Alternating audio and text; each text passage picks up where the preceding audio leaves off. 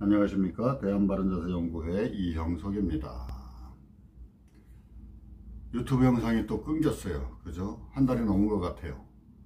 구독자 여러분들과 제 영상을 시청해 주시는 모든 분들께 죄송하다는 말씀을 올립니다. 죄송합니다. 최소한 매주 1개 이상을 올리고 싶은 마음이 굴뚝 같은데 사람이 없어요. 모델 구하기가 쉽지가 않네요. 대부분 자기의 그 얼굴이 나오는 걸 싫어하시더라고요. 이 영상을 보시는 분들 중에서도 혹시 자기가 모델을 할 수 있다 하고 생각하시는 분이 있다면 저에게 연락을 주시기 바랍니다. 활법을 배우고 싶은 분들이라면 더 좋고요. 대가로 활법을 가르쳐 달라고 하면 제가 가르쳐 드릴 거고요. 다른 것을 원하시면 합의하에 드리도록 하겠습니다. 자, 오늘은 활법에 대한 기술적 영상은 아니고요. 그동안 저에게 유튜브나 카페를 통해서 질문을 하셨던 분들에 대해서 그에 대한 답변을 해드리려고 해요. 자, 닉네임 여유라는 분께서 질문해 주셨어요. 활법이 뭔가요? 여우가 아니고 여유입니다.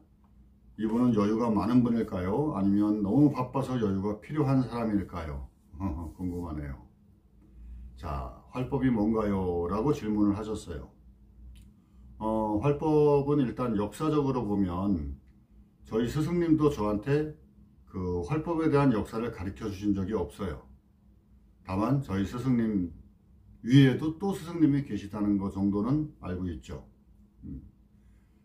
어떤 분들은 우리나라 그 무술인들에게 전해져 내려오는, 전통적으로 전해져 되는 수기법이다 이렇게 말씀하시는 분들도 있어요. 물론 저도 합기도라는 무술을 통해서 이 활법을 알게 되었거든요.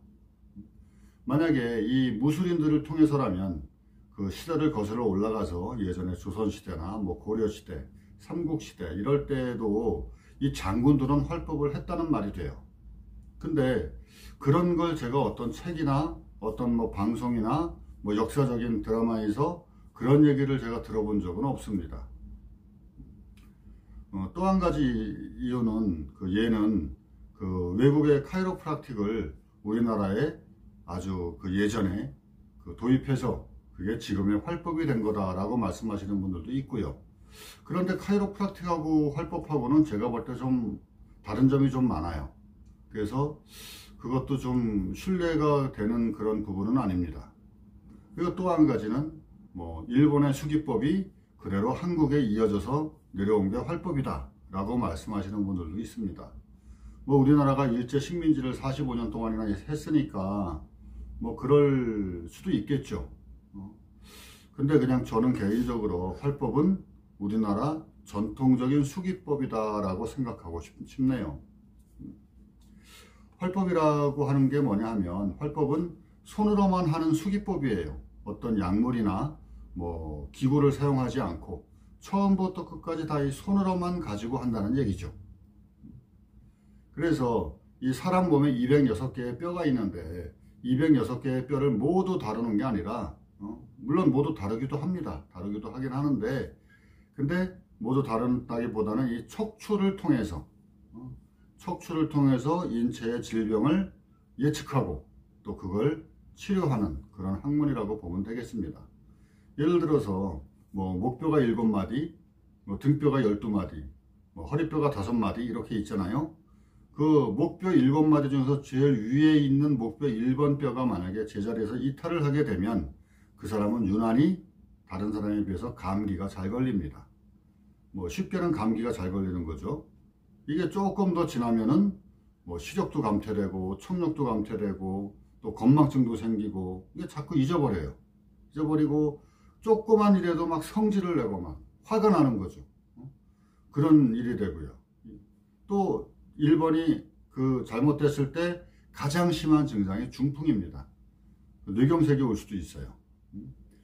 뭐 이런 식으로 척추 뼈 마디마디마다 그에 해당하는 영역들이 있거든요. 그래서 등뼈를 보면은 등뼈 1번은 전완이라고 해서 어깨부터 이 손가락 끝까지의 이 영역을 담당하는 게 등뼈 1번이에요. 그래서 등뼈 1번이 제자를 이탈하게 되면 뭐 어깨가 아플 수도 있고 팔꿈치나 뭐 손목, 손가락 등이 쑤시고 아프고 이럴 수가 있는 겁니다. 등표 2번은 뭐 심장, 3번은 폐, 4번은 담, 5번은 간장, 6번은 위장, 이런 식으로 각 뼈에 대해서 다 그 해당하는 영역들이 있거든요. 예를 들어서 소화가 뭘 먹으면 계속 소화가 안 된다던가 계속 체하다든가 신물이 넘어온다든가 이런 사람들을 척추를 보면은 분명히 등뼈 6번 쪽이 잘못된 부분이 나타나는 걸 느낄 수가 있어요. 볼 수가 있죠. 그럼 이 사람들을 그 잘못된 등뼈 6번을 바르게 교정을 시켜 놓으면 그런 증상이 바로 사라지게 됩니다. 그래서 이런 척추를 통해서 인체의 모든 그 불편한 부분 이런 걸 갖다가 해소시키는 그런 학문이 활법이다라고 생각하시면 될 것 같습니다. 자, 두 번째 질문은요. 닉네임 프로라는 분이 질문을 해주셨어요. 근육을 푸는데 왜 아프죠?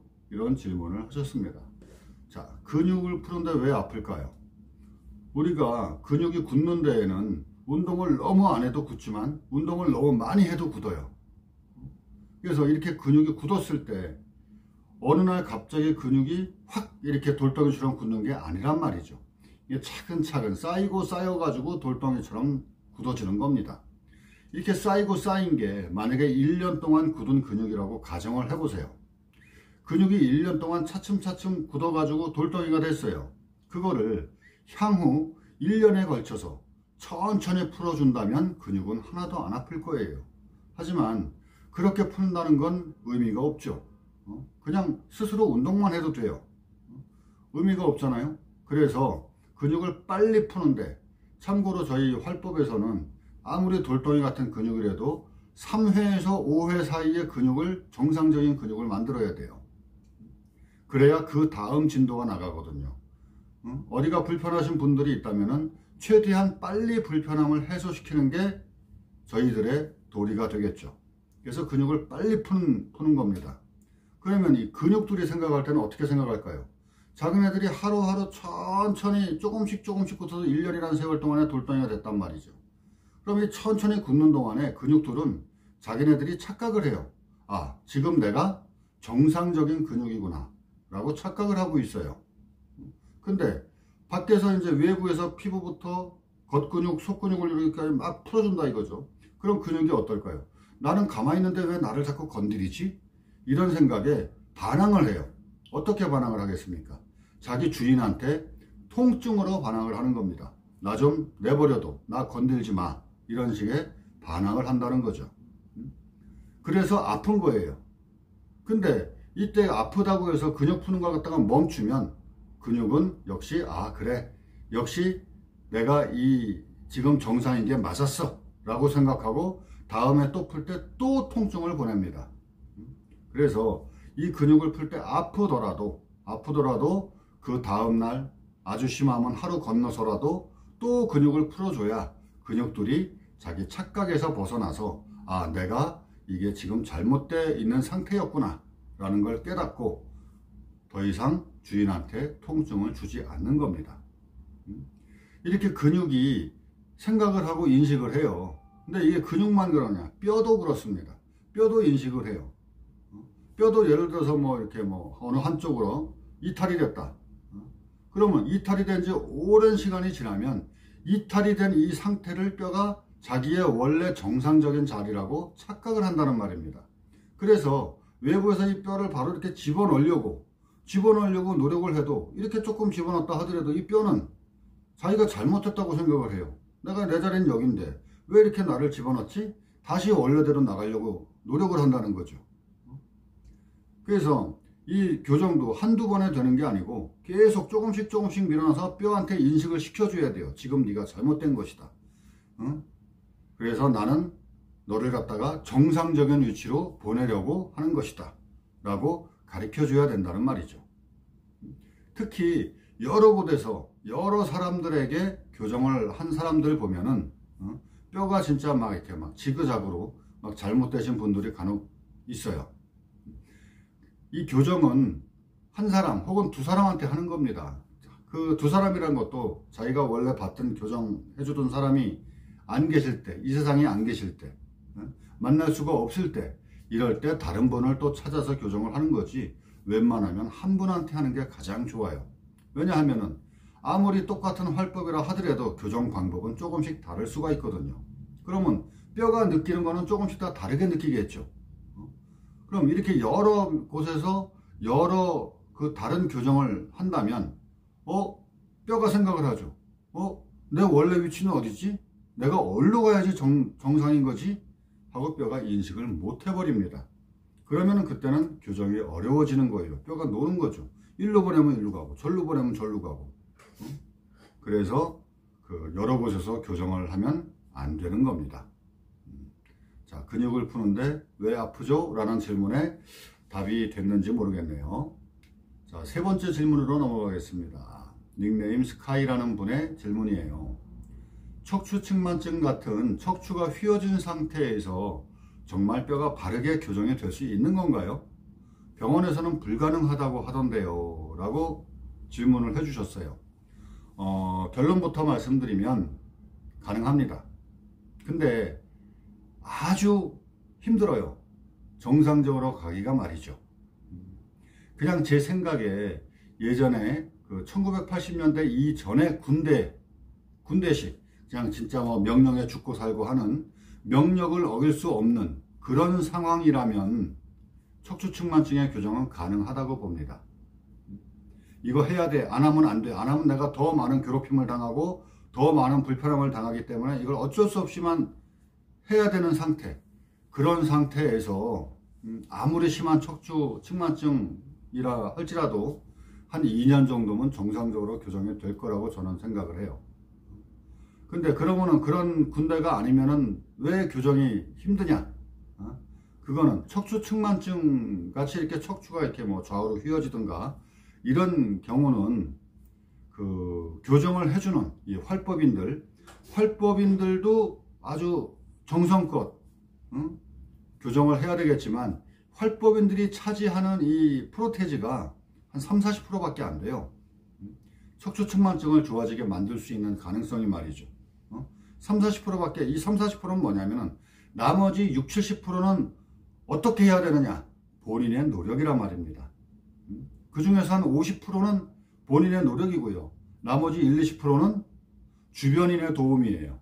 예를 들어서 한 가정에 뭐 아들이, 딸이 이렇게 척추측만증이 걸려서 척추가 휘어진 상태다. 그러면 자기가 편한 자세만 계속 고집하고 편한 자세만 할 거란 말이죠. 이걸 주위에서 엄마나 아빠가 너 지금 자세 잘못됐어. 이거 아니야. 이렇게 해야지. 하고 계속 이렇게 코치해 주시는 분이 필요하다는 얘기예요. 본인이 느끼게끔 말이죠. 그리고 금방 말씀드렸다시피 가장 중요한 건 본인의 의지예요. 내가 이 척추측만증을 고쳐야지 라는 의지가 없으면 척추측만증은 고쳐지지 않습니다. 그래서 이 본인의 노력이 아주 중요하다는 거. 근데 이 척추측만증이 또 뭐 하루 이틀, 한 달, 2달 사이에 이 좋아지는 질환이 아니거든요. 이게 어떨 때는 뭐 1년이 넘어갈 수도 있고 2년이 넘어갈 수도 있어요. 척추측만증을 그 바르게 교정하기 위해서 말이죠. 그러면은 그 긴 기간 동안 뭐 보조기도 착용해야 될 거고, 거기에 대한 자세나 운동도 열심히 해야 되는데, 특히 여학생 같은 경우에 여름철 같은 경우에 이 보조기를 착용하려고 할까요? 외관상 이쁘지가 않거든요. 여학생들 같은 경우에는 대부분 다 그래서 보조기를 잘 안 하려고 합니다. 그래서 보조기를 푸는 순간 이걸 잡아주는 게 또 사라지잖아요. 그럼 척추측만증을 교정하는 쪽으로 하고는 거리가 멀어지는 거죠. 또 교정이 안 되는 겁니다. 그리고 이 척추도 마찬가지예요. 우리가 조금씩 이렇게 이제 집어넣은 이렇게 바르게 교정하는 건 굉장히 힘들게 교정을 하는데, 이게 다시 원상복귀 되는 건 시간 문제란 말이죠. 그래서 아무리 똑같이 조금씩 해서 정상화가 돼간다 하더라도 본인이 어느 순간에 계속 잘못하고 또 자기가 좋아하는 자세만 하고 틀어진 자세를 하고 이러면은 또 바로 원상복귀가 되기 때문에, 그래서 아마 병원에서 불가능하다고 하는 걸 거라고 생각합니다. 근데 본인의 노력이 진짜 강력하고 그런 경우에 제가 측만 25도 정도 되는 남학생, 그 대학생이었는데 이 사람이 25도 정도를 가지고 저한테 왔을 때 제가 본인의 노력, 어떤 운동을 해야 되고 어떤 자세를 해야 되고 이걸 갖다가 설명해 준 적이 있어요. 그 학생이 그날로 헬스클럽을 끊어가지고 그 헬스클럽에 대한 운동을 다 하는 게 아니고 제가 가르쳐준 운동만 하는 겁니다. 기구 운동을 하고 또 스트레칭을 하고 그 운동을 진짜 정말 열심히 해가지고 3개월 만에 25도가 정상이 된 경우도 있어요. 이 활법에 대한 능력으로 그 사람을 고친 건 아니겠죠. 고쳤다고 볼 수는 없겠죠. 활법은 그 사람이 정상이 되도록 가는 길만 가르쳐 준다고 생각하시면 되는 겁니다. 그래서 그런 경우도 있기 때문에 척추측만증이 그 불가능한 질환은 아니라고 생각을 합니다.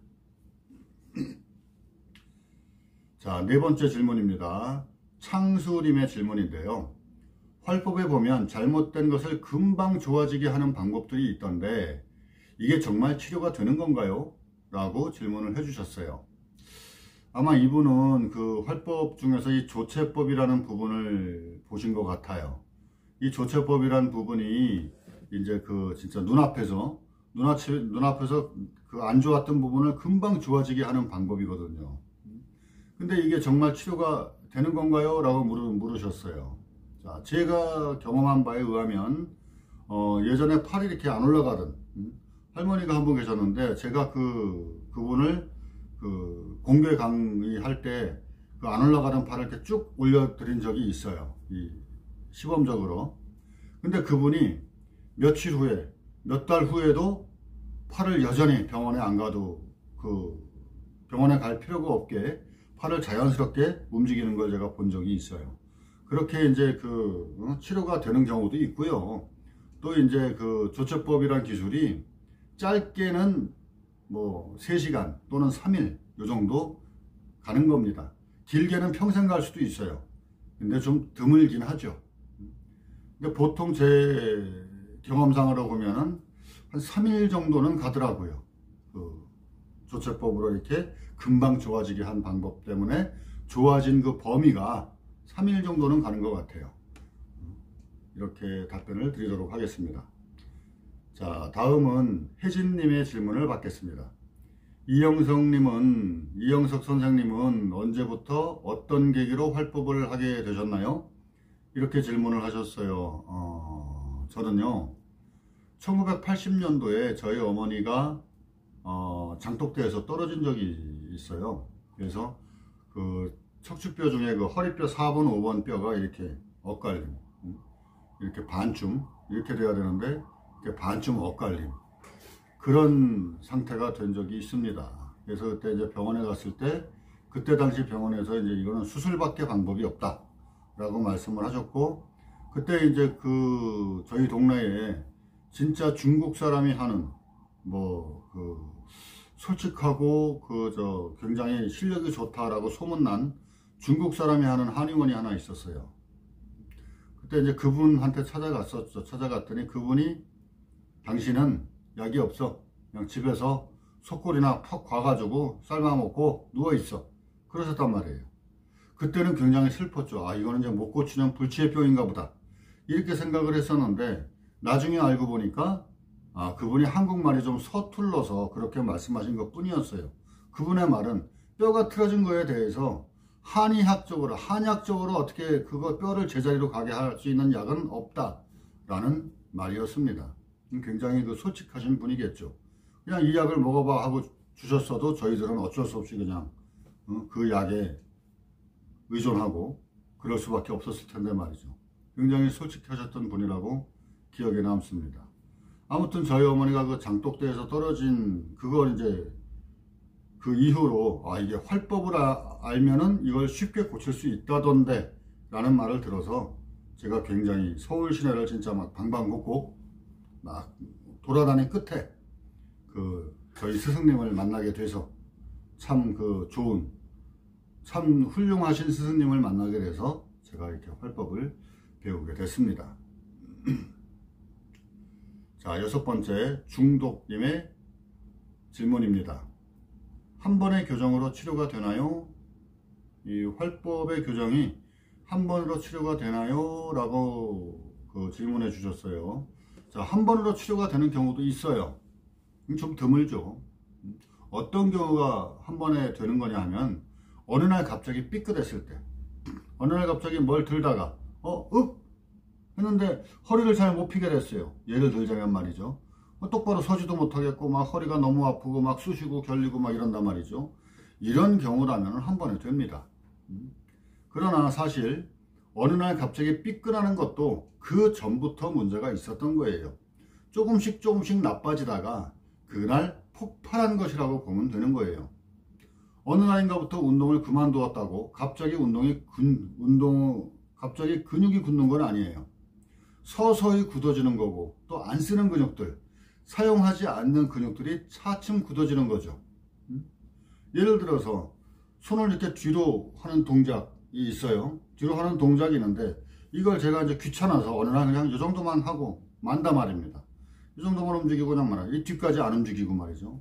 이렇게 뭐 일주일, 보름, 한 달, 두 달 이렇게 지나면은요, 이렇게 움직이는 근육, 이렇게 움직이려면 예를 들어서 뭐 대원근이나 소원근도 작용을 할 거고, 뭐 이 대흉근도 작용을 할 겁니다.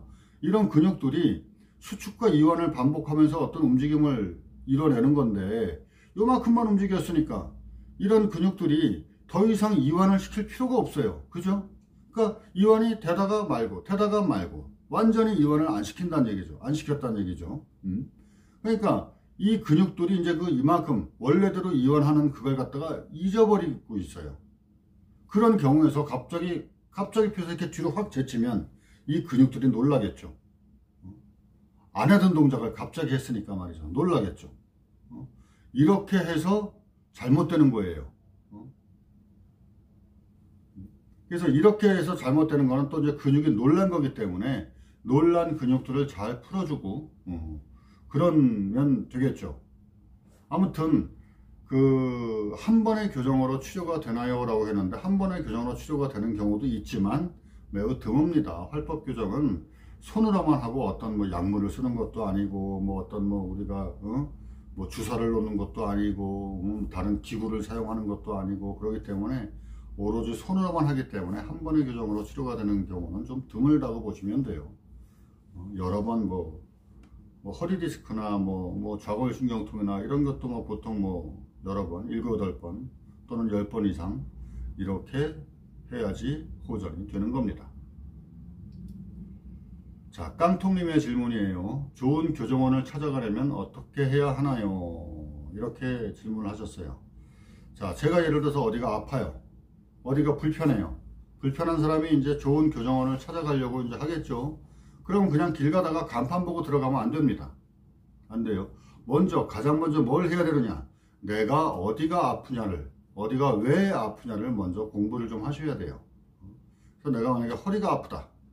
허리가 아프면 내가 이게 허리가 아픈 게 뼈가 틀어져서 아픈 건지, 허리 디스크 때문에 아픈 건지, 좌골신경통인지, 이렇게 이제 예를 들어서 뭐 병원에 가서 뭐 사진을 찍고 검사를 받아볼 수도 있는 거고요. 아니면 뭐 인터넷을 검색해서 자기가 아픈, 이렇게 아프다에 대해서 뭐 검색을 해볼 수도 있는 거고요. 뭐 이렇게 공부를 해야 돼요. 그 공부를 하고 난 다음에 교정원을 가는 겁니다. 가서 무조건 교정을 하시는 게 아니고 그분을 테스트 하시란 말이에요. 내가 알고 있는 지식보다 저 사람이 더 많이 알고 있고, 또는 내가 지금 아파서 왔는데 내가 어디가 아파서 왔는지를 저 사람이 알아맞추고, 그런 정도가 될 때 그분한테 믿고 하는 겁니다. 그분이 나의 질문에 답변도 못하고 그냥 뭐 교정하면 됩니다 이렇게 말하는 사람한테 교정을 해서 좋아질 확률이 얼마나 있겠어요. 그러니까 이 진짜 활법에 대해서 잘 알고, 내가 어디가 아프단 말을 안 해도 당신은 예를 들어서 허리가 지금 이러이러한 상황으로 허리뼈가 어떻게 되고 골반이 어떻게 됐으므로 허리가 아플 겁니다. 아프면 어느 쪽이 더 아플 거고, 오른쪽인지 왼쪽인지 어느 쪽이 더 아플 거고, 당신의 증상은 지금 이럴 건데 병명을 말하자면 어떠어떠한 병에 해당할 겁니다 라고 이렇게 알아맞히는 사람한테 가서 교정을 하는 게 좋은 방법입니다. 자, 활법을 배우려면 어떻게 해야 합니까? 라고 바다님이 질문해 주셨어요.